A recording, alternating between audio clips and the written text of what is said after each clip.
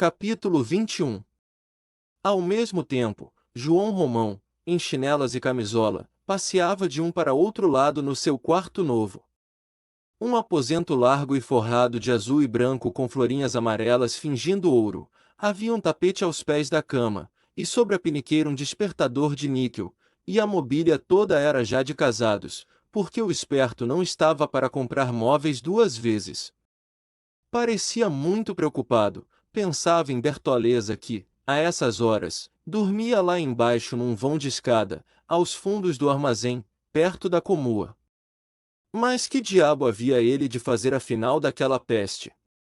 E coçava a cabeça, impaciente por descobrir um meio de ver-se livre dela. É que nessa noite o Miranda lhe falará abertamente sobre o que ouvirá de Botelho, e estava tudo decididos. O Mir aceitava-o para marido e Dona Estela ia marcar o dia do casamento. O diabo era Bertoleza. E o vendeiro ia e vinha no quarto, sem achar uma boa solução para o problema. Ora, que raio de dificuldade armara ele próprio para se coser? Como poderia agora mandá-la passear assim, de um momento para outro, se o demônio da crioula o acompanhava já havia tanto tempo e toda a gente na estalagem sabia disso? E sentia-se revoltado e impotente defronte daquele tranquilo obstáculo que lá estava embaixo, a dormir, fazendo-lhe em silêncio um mal horrível, perturbando-lhe estupidamente o curso da sua felicidade, retardando-lhe, talvez sem consciência, a chegada desse belo futuro conquistado à força de tamanhas privações e sacrifícios. Que ferro! Mas, só com lembrar-se da sua união com aquela brasileirinha fina e aristocrática, um largo quadro de vitórias rasgava-se defronte da desensofrida avidez da sua vaidade. Em primeiro lugar fazia-se membro de uma família tradicionalmente orgulhosa, como era, dito por todos, a de Dona Estela. Em segundo lugar aumentava consideravelmente seus bens com o dote da noiva, que era rica e, em terceiro, afinal, caber-lhe-ia mais tarde tudo que o Miranda possuía, realizando-se deste modo um velho sonho que o vendeiro afagava desde o nascimento da sua rivalidade com o vizinho. E via-se já na brilhante posição que o esperava. Uma vez de dentro, associava-se logo com o sogro e iria pouco a pouco, como quem não quer a coisa, o empurrando para o lado, até empolgar-lhe o lagar e fazer de si um verdadeiro chefe da colônia portuguesa no Brasil. Depois, quando o barco estivesse navegando ao largo a todo pano, tome lá alguns pares de contos de réis e passe-me para cá o título de Visconde. Sim, sim, Visconde.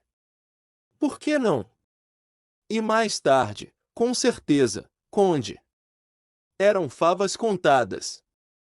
Ah! Ele, posto nunca o dissera a ninguém, sustentava de si para si nos últimos anos o firme propósito de fazer-se um titular mais graduado que o Miranda. E, só depois de ter o título nas unhas, é que iria à Europa, de passeio, sustentando grandeza, metendo invejas, cercado de adulações, liberal, pródigo, brasileiro, atordoando o mundo velho com o seu ouro novo americano. E a Bertoleza? Gritava-lhe do interior uma voz impertinente. É exato. E a Bertoleza? Repetiu o infeliz, sem interromper o seu vai-vem ao comprido da alcova. Diabo! E não poder arredar logo da vida aquele ponto negro, apagá-lo rapidamente, como quem tira da pele uma nódoa de lama. Que raiva ter de reunir aos voos mais fulgurosos da sua ambição a ideia mesquinha e ridícula daquela inconfessável concubinagem.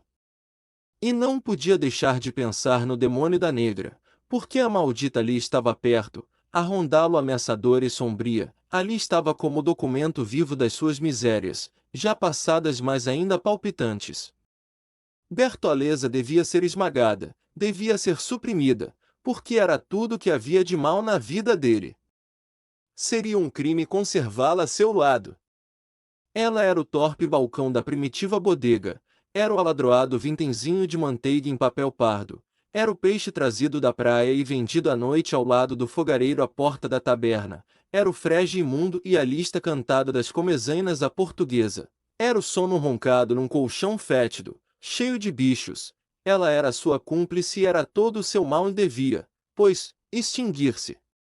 Devia ceder o lagar à pálida mocinha de mãos delicadas e cabelos perfumados, que era o bem, porque era o que ria e alegrava, porque era a vida nova, o romance solfejado ao piano, as flores nas jarras, as sedas e as rendas, o chá servido em porcelanas caras. Era enfim a doce existência dos ricos, dos felizes e dos fortes, dos que herdaram sem trabalho ou dos que, a puro esforço, conseguiram acumular dinheiro, rompendo e subindo por entre o rebanho dos escrupulosos ou dos fracos. E o vendeiro tinha defronte dos olhos o namorado sorriso da filha do Miranda, sentia ainda a leve pressão do braço melindroso que se apoiara ao seu, algumas horas antes, em passeio pela praia de Botafogo, respirava ainda os perfumes da menina, suaves, escolhidos e penetrantes como palavras de amor, nos seus dedos grossos, curtos, ásperos e vermelhos, conservava a impressão da tépida carícia daquela mãozinha enluvada que, dentro em pouco, nos prazeres garantidos do matrimônio, afagar-lhe-ia as carnes e os cabelos. Mas, e a Bertoleza? Sim. Era preciso acabar com ela. Despachá-la. Sume-la por uma vez. Deu meia-noite no relógio do armazém. João Romão tomou uma vela e desceu aos fundos da casa, onde Bertoleza dormia. Aproximou-se dela, pé ante pé, como um criminoso que leva uma ideia homicida. A crioula estava imóvel sobre o enxergão, deitada de lado, com a cara escondida no braço direito, que ela dobrara por debaixo da cabeça. Aparecia-lhe uma parte do corpo nua. João Romão contemplou-a por algum tempo, com asco. E era aquela miserável preta que ali dormia indiferentemente, o grande estorvo da sua ventura. Parecia impossível. E se ela morresse? Esta frase, que ele tivera, quando pensou pela primeira vez naquele obstáculo à sua felicidade, tornava-lhe agora ao espírito, porém já amadurecida e transformada nesta outra. E se eu a matasse? Mas logo um calafrio de pavor correu-lhe por todos os nervos. Além disso, como?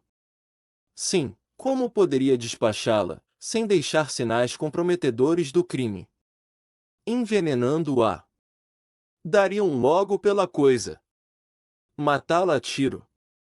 Pior.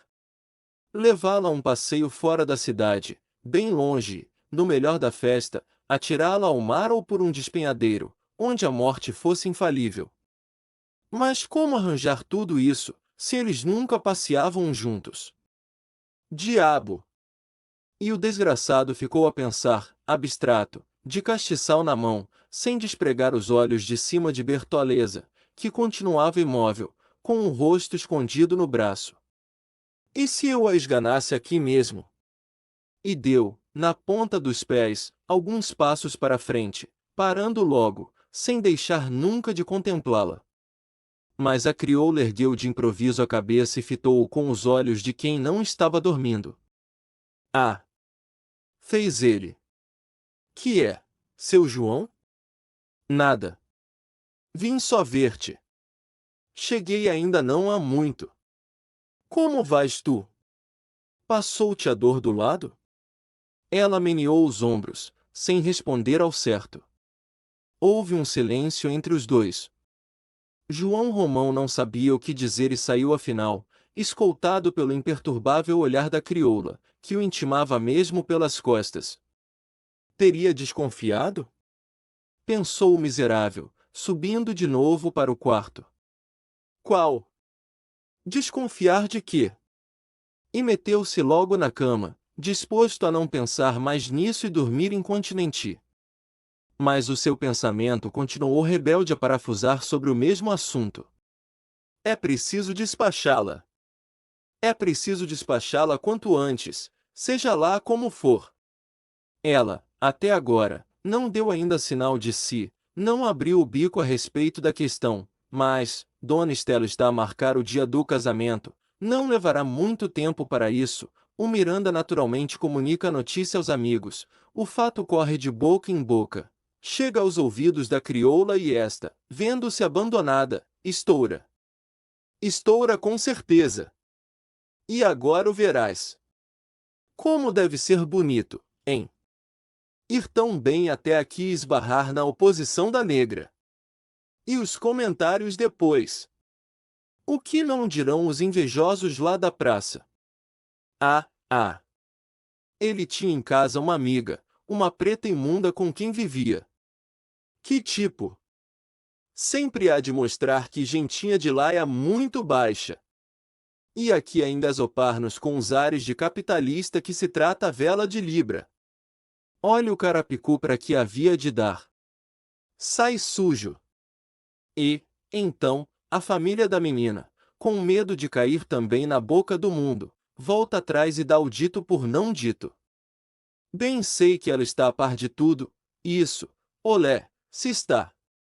Mas finge-se desentendida, porque conta, e com razão, que eu não serei tão parvo que espere o dia do casamento sem ter dado sumiço à negra. Contam que a coisa correrá sem o menor escândalo. E eu, no entanto, tão besta que nada fiz. E a peste da crioula está a senhora do terreiro como dantes, e não descubro o meio de ver-me livre dela. Ora já se viu como arranjei semelhante entalação. Isto contado não se acredita. E pisava e repisava o caso, sem achar meio de dar-lhe saída. Diabo! Ela muito que devia estar longe de mim, fiz mal em não cuidar logo disso antes de mais nada. Fui um pedaço de asno. Se eu a tivesse despachado logo, quando ainda se não falava no meu casamento, ninguém desconfiaria da história. Por que diabo iria o pobre homem dar cabo de uma mulher, com quem vivia na melhor paz e que era até, dentro de casa, o seu braço direito? Mas agora, depois de todas aquelas reformas de vida, depois da separação das camas, e principalmente depois que corresse a notícia do casamento, não faltaria de certo quem o acusasse, se a negra aparecesse morta de repente. Diabo! Deram 4 horas, e o desgraçado nada de pregar olho, continuava a matutar sobre o assunto, virando-se de um para outro lado da sua larga e rangedora cama de casados. Só pelo abrir da aurora, conseguiu passar pelo sono, mas, logo às 7 da manhã, teve de pôr-se a pé. O cortiço estava todo alvoroçado com um desastre.